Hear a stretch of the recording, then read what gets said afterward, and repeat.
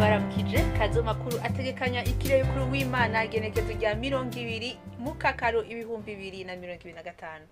Ejo mu gitondo hategekanywa ko hazokwaka izuba cemo n'ibicu bikeya mu ntara zose zigize igihugu cacu, ahazobakanye kurusha handi akazo ari mu ntara ya Gitega, mu gice ca Gitega no mu ntara ya Butanyerera, mu bice vya Kayanza na Ngozi, aho ipimo byo ku dogere Celsius 13. Ku muhingamo hategekanywa ko azoba ari ikirere kirimwo ibicu vyinshi mu ntara ya Gitega, mu bice vya Mwaro na Muramvya no mu ntara ya Butanyerera, mu gice ca Kayanza. Ahasigaye hategekanywa ko hazokwaka izuba hacemwo n'ibicu bikeya. Ibipimo vy'ubushuhe biri hejuru kurusha handi bizokibonekeza mu ntara ya Bujumbura, mu gice ca Cibitoke gusa, aho ibipimo biri ku dogere Celsius 31.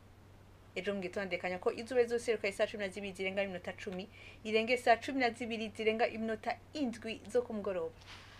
Akaba ngagaruke amakuru atekanya ikirere yo kuri w'Imana, mwateguwe n'ikigo Ijebu. Elifina tujye nka yabashikirije na utaha.